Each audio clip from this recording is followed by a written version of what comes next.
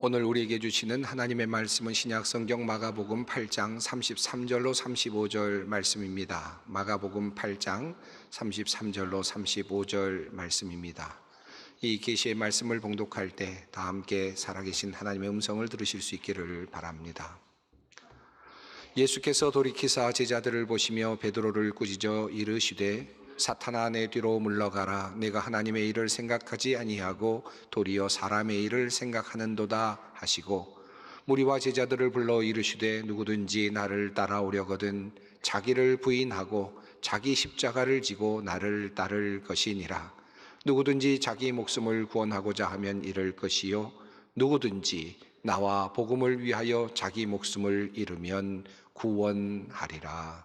아멘. 요즘 새벽기도 시간에 마가복음을 함께 읽어가고 있습니다마는, 마가복음을 읽어가면서 한 가지 드는 생각은 예수님께서 공생의 기간 동안에 가장 심혈을 기울이신 일이 제자를 선택하시고 키우신 일이었구나 하는 생각입니다. 마가복음은 예수님의 어린 시절을 생략하고 공생애로부터 이야기가 시작이 되죠. 예수님께서 세례 요한에게 세례를 받으시고 그리고 40일 동안 광야에서 머무십니다. 그리고 외치는 소리가 되셔서 이제 복음을 믿으라, 회개하라 라는 말씀으로 이제 공생애를 시작하십니다.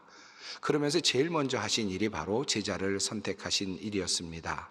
마가복음 1장 16절 이후는 그 사실을 우리에게 잘 알려줍니다. 갈릴리 해변으로 지나가시다가 시몬과 그 형제 안드레가 바다에 금을 던지는 것을 보시니 그들은 어부라. 예수께서 이르시되 나를 따라오라. 내가 너희로 사람을 낚는 어부가 되게 하리라 하시니 곧 그물을 버려두고 따르니라. 성경은 이렇게 적고 있습니다.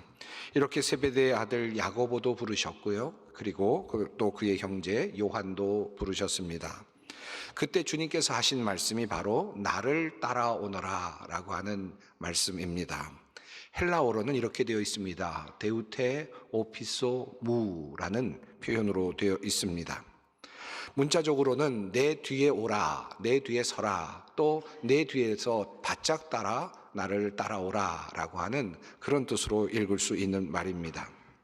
그리고 나서 예수님께서는 그렇게 선택하신 제자들에게 자기 자신이 어떤 분이신지를 분명하게 드러내 보이시기를 시작하셨습니다. 가버나움에 들어가셔서 놀라운 권위로 가르치셨고요. 귀신 들린 자를 보시고 그 귀신을 쫓아내셨습니다. 병자들을 고쳐주셨습니다. 예수님께서는 갈릴리 지역을 중심으로 해서 제자들과 함께 수많은 기적과 사건들을 일으켜내셨습니다. 나병 환자를 고쳐주셨고요. 중풍병자를 고치실 때에는 특별한 말씀을 하셨는데 내 죄 사함을 받았느니라 라고 하는 말씀도 하셨습니다. 안식일에 손 마른 사람을 고쳐주실 때에는 안식일에 선을 행하는 것과 악을 행하는 것, 생명을 구하는 것과 죽이는 것 어느 것이 옳으냐라고 물으시면서 안식일의 기본 정신을 다시 세워주시기도 하셨습니다. 그리고 3장에서 예수님께서는 12제자를 모두 이제 부르십니다. 그리고 더 본격적으로 예수님께서 누구신지를 가르쳐 주셨습니다. 예수님은 자신이 죄를 용서해 주실 수 있는 능력과 권위를 갖고 계시는 분임을 알려주셨고, 또 하나님의 아들이심을 보여주셨고, 안식일의 주인이 되시는 것을 말씀해 주셨고, 이방인에게도 긍휼을 베푸시는 분이심을 보여주셨고, 죽은 자를 살릴 수 있는 분이시라는 것도 보여주셨고, 배고픈 자를 불쌍히 여기시고 먹이시는 분이라는 사실도 보여주셨고, 풍랑을 잔잔케 하실 만큼 자연도 거스를 수 없는 그러한 능력과 힘을 가지고 계시는 분이라는 사실도 보여주셨습니다. 자, 그리고 나서 이제 그 갈릴리 모든 사역을 마무리하고 이제 예수님께서는 두 번째로 예수님께서 자신이 누구이신지를 드러내 보여주시는 단계로 접어들어가게 됩니다. 오늘 본문이 있는 바로 그 자리가 바로 그 시작점이라 할 수 있습니다. 그 사이에 벳세다 맹인을 치유하시는 내용이 들어 있습니다. 이 벳세다 맹인을 치유하시는 이 이야기는 아주 중요한 특징이 하나 있는데, 예수님께서 보지 못하는 그 맹인을 고쳐주시는데 단번에 고치신 것이 아니라 두 번에 걸쳐서 그렇게 고쳐주셨다는 것을 말씀하고 있다는 데 있습니다. 우선 예수님은 그의 눈에 침을 뱉으시고 안수하신 후에 그 맹인에게 물어보시죠. 무엇이 보이느냐라고 물어보십니다. 그러자 그는 눈이 열리면서 사람 같은 것이 보이는데 또 나무 같은 것들이 걸어가는 것이 보입니다 라고 그렇게 아직도 분명하게 보이지 않는 그의 그 눈을, 그 상태를 설명합니다. 그러자 예수님께서는 다시 그에게 안수를 하시죠.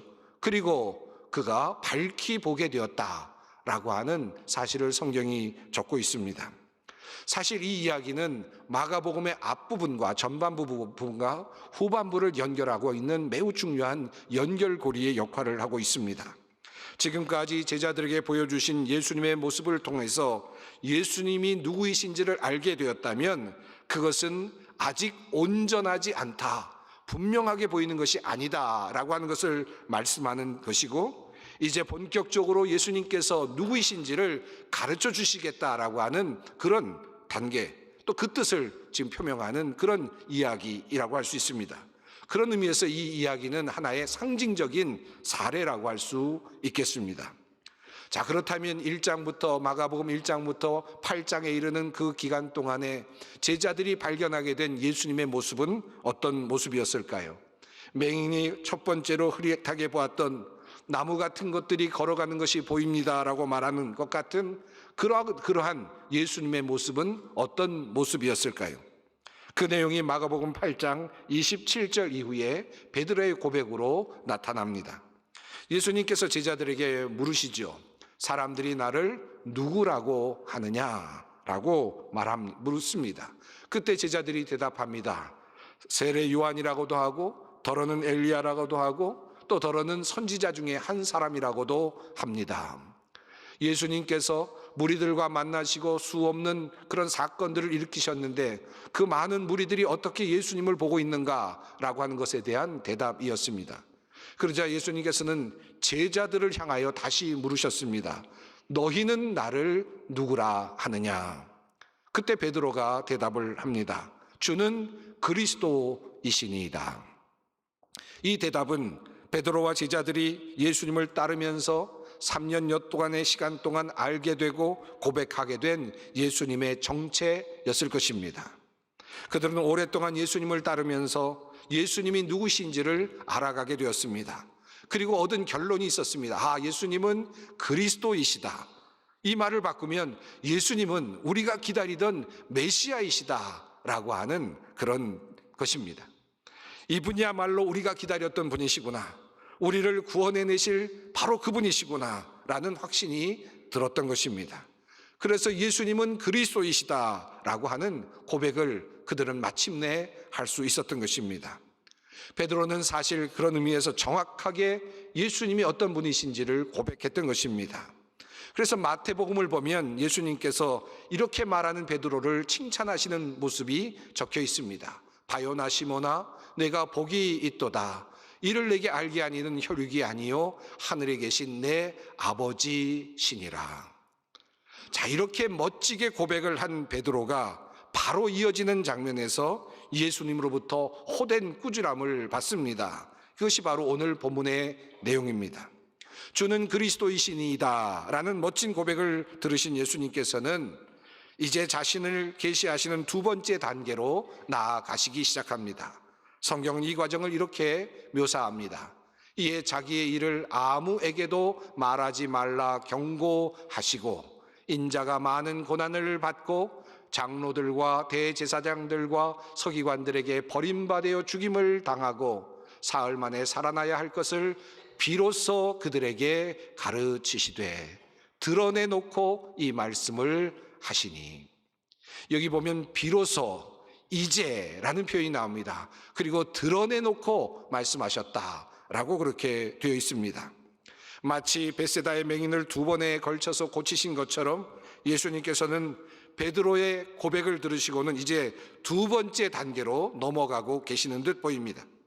내가 나를 그리스도라고 고백하였다.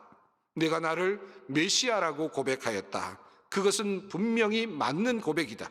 그런데 내가 지금 생각하고 있는 메시아와 내가 생각하고 있는, 내가 가려고 하는 메시아의 길은 다르다라는 사실을 우리 주님께서는 말씀하시는 것입니다.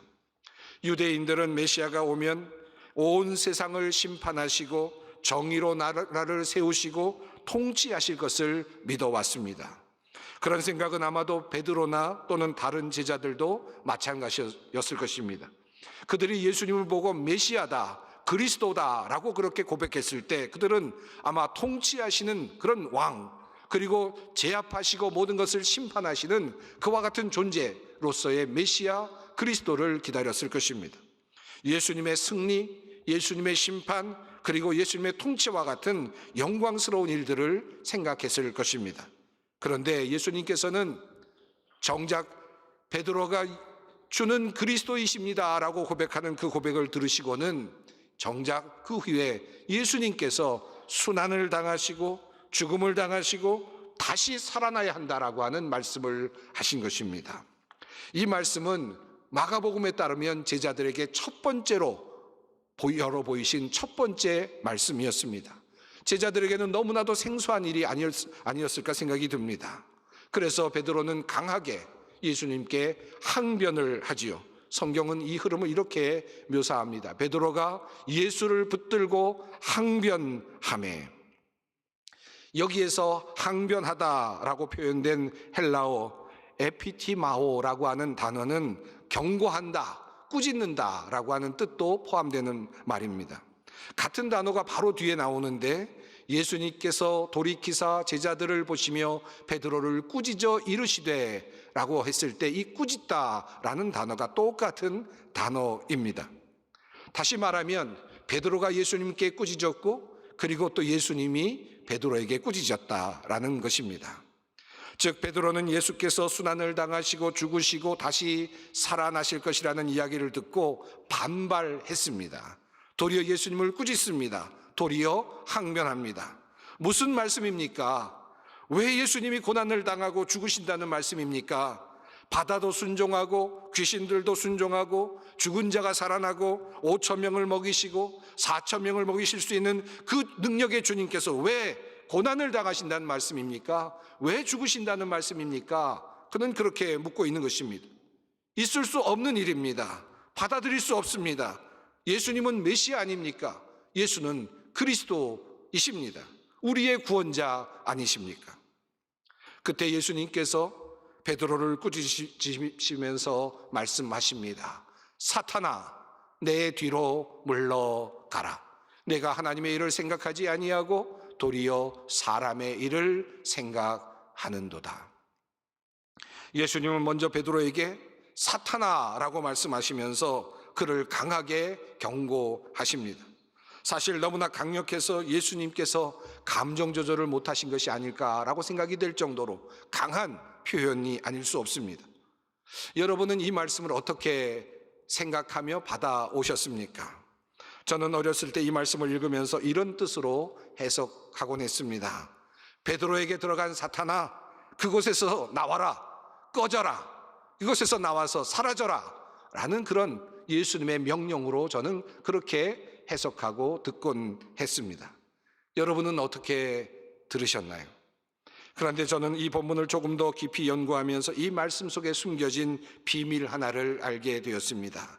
이 비밀의 열쇠는 바로 내 뒤로 물러가라 라고 하는 표현에 있습니다. 베드로를 향하여서 베드로 안에 들어있는 사탄을 향하여서 나오라고 하는 것이었다면 예수님은 사탄아, 베드로의 뒤로 물러서라 라고 그렇게 말씀하시는 것이 옳았습니다. 그런데 예수님께서는 내 뒤로 물러서라 라고 그렇게 명령을 하셨습니다. 내 뒤로 물러서라, 예수 뒤로 물러서라 라고 하는 이 명령은 어떤 의미이겠습니까? 이 말씀은 1차적으로 내 앞에서 나를 유혹하는 사탄아, 내가 나를 유혹하고 있는데 내 뒤로 물러서라, 내 앞에서 서성거리지 말고 내 뒤로 물러서라 라는 말씀으로 1차적으로 이해할 수 있습니다. 그런데 한편 한 가지를 더 우리가 이 말씀 속에서 생각해 볼 수 있는 것이 있습니다. 조금 더 깊은 뜻이 있음을 우리는 상상해 볼 수 있습니다. 예수님께서 하신 말씀은 헬라어로 이렇게 되어 있습니다. 힙하게 오피소 무 사타나 라고 이렇게 되어 있습니다. 다시 말하면 사탄아 내 뒤로 물러서라 라는 말씀입니다. 그런데 이 말씀은 어쩐지 왠지 어디인가 익숙해 보이는 표현법으로 나타나고 있습니다. 내 뒤로 물러서라는 말씀은 이미 제자들에게 하셨을 때 하셨던 말씀이기 때문입니다. 오피소무라고 하는 표현, 내 뒤로 오라, 내 뒤로 물러서라, 나를 따르라 라는 표현이 같은 표현으로 되어 있다는 말씀입니다. 데우테 오피소무, 한쪽에서는 힙하게 오피소무, 하나는 나를 따라오라 라고 번역했고 하나는 내 뒤로 물러가라 라는 표현으로 번역했습니다. 무슨 말씀입니까? 예수님은 지금 베드로를 두 번째 소명으로 부르고 계신다고 볼 수 있습니다. 이 말씀은 이렇게 다시 풀어볼 수 있겠습니다. 베드로야, 너는 그것이 맞다고 생각하고 너의 생각을 지금 말하고 있다만 그것은 사탄의 생각이다. 베드로야, 나를 따라오너라. 내 뒤에 서라. 내 앞에 서려고 하지 말아라. 내 뒤에 서서 나를 따라오너라. 이제부터 나를 따르는 것이 진정 나를 따라오는 것이다.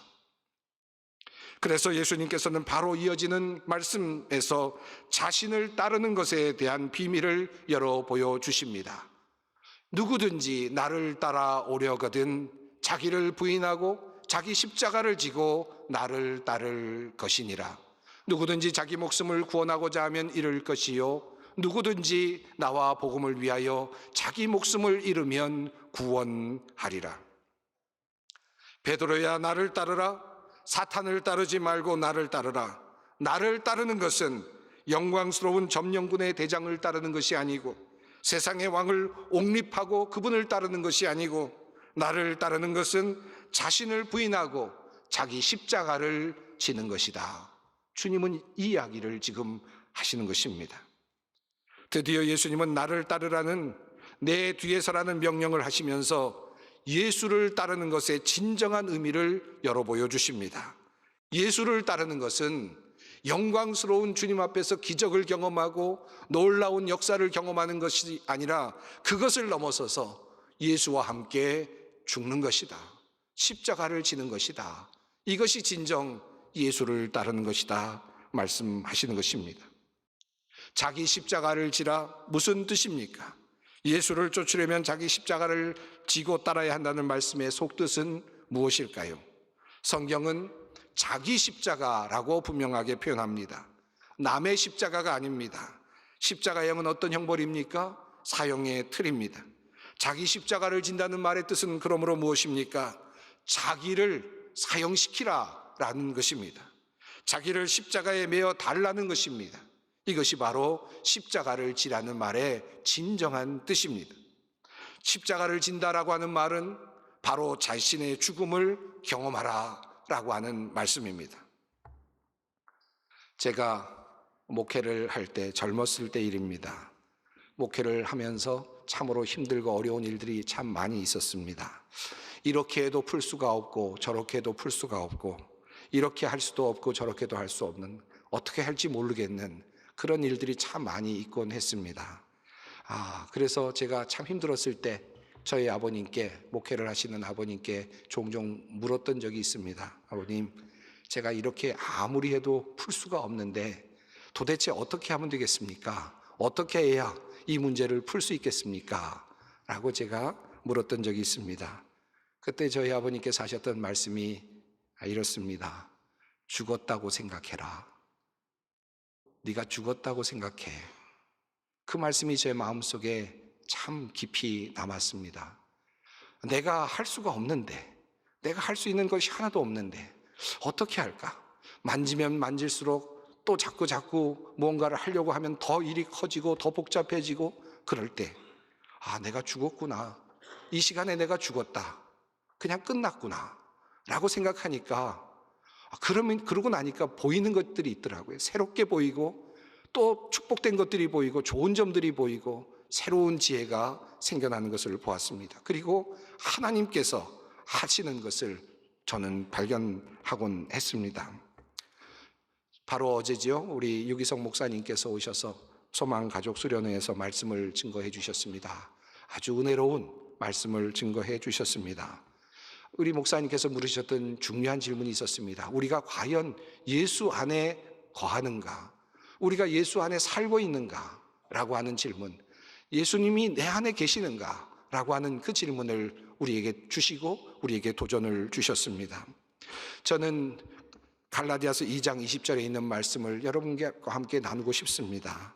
내가 그리스도와 함께 십자가에 못 박혔나니 그런즉 이제는 내가 사는 것이 아니요 오직 내 안에 그리스도께서 사시는 것이라. 이 말씀, 여러분, 내가 그리스도 안에 사는 방법이 무엇입니까? 내가 그리스도 안에 사는 유일한 방법은 내가 십자가에 나를 못 박는 것입니다. 나의 죽음을 경험할 때, 내가 죽을 때 그곳에 주님이 계시고 내가 죽을 때 그곳에 주님께서 우리를 다스리십니다. 나의 죽음이 결국 모두가 내가 죽는 것을 경험할 때 모든 것이 다시 보이고 모든 것이 덤이 되고 은혜가 되는 것입니다. 사랑하는 성도 여러분, 오늘은 종료주일입니다. 예수님께서 나귀를 타고 예루살렘 성으로 입성하신 날입니다. 사람들이 나귀를 타고 들어가는 자리에 겉옷을 깔고 종려나무 가지를 흔들었습니다. 호산나 호산나 우리를 구원하소서 그들은 외쳤습니다. 사람들이 환영한 것은 이 땅의 왕 메시아였습니다. 그들은 그러한 기대를 품고 예수님을 성으로 모셔드렸습니다. 정복하실 장군, 나라를 로마의 압자에서 해방시켜줄 그런 구원자로 생각했을지도 모릅니다. 그러나 예수님은 나귀를 타고 들어가십니다. 당당하고 위험 있는 말이 아니라 초라하고 보잘것없는 나귀를 타고 들어가십니다. 그리고 제자들이 바로 그 뒤에 섰습니다. 제자들이 그 예수님을 뒤따라 가고 있습니다. 그들은 이미 십자가의 순환으로 들어가시는 길을 따라 가고 있었던 것입니다. 자기도 모르게 그들은 그렇게 예수님의 순환의 길에 함께 따라가고 있었습니다. 대부분의 제자들이 예수님과 같은 운명을 거쳤고 이 세상이 주지 못하는 참된 것, 진정한 목숨을 그들은 얻었습니다. 나를 따르라. 주님 말씀하십니다. 우리가 예수님을 따를 때 1차적으로는 영광된 예수님을 보지요. 기적을 일으키시는 주님을 봅니다. 병을 고치시는 주님을 봅니다. 모든 문제를 해결해 주시는 주님을 봅니다. 그리고 1차적으로 우리는 주님을 따라가죠. 그러나 주님께서는 그 다음 단계에서 새로운 길을 열어주시고 우리를 밝히 보게 해주십니다. 진정한 깨달음은 두 번째 단계에 이르를 때 비로소 시작됩니다.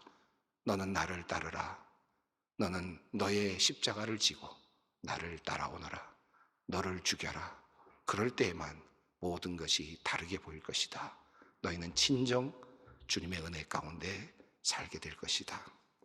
누구든지 자기 목숨을 구원하고자 하면 잃을 것이요 누구든지 나와 복음을 위하여 자기 목숨을 잃으면 구원하리라. 기도하겠습니다. 사랑이 많으신 하나님, 우리를 위해 아들을 보내시고 십자가의 순환과 죽음을 통해 우리를 구원하시고 우리에게 새로운 생명의 길을 열어주시니 감사합니다. 짧은 인생 가지려 하고 쌓으려 하다 결국 허무하게 되는 모든 것을 잃고 마는 불행한 삶이 아니라 늘 죽음을 기억하며 모든 것에서 해방되고 참된 지혜로운 삶을 살기 원합니다. 늘 나의 죽음을 앞에 두고 예수 그리스도의 십자가와 부활을 바라보며 소망을 가지고 살아가는 우리 모두가 되게 하여 주시옵소서. 우리를 위해 오시어 십자가에서 큰 사랑을 보여주신 예수님의 이름으로 기도드립니다. 아멘.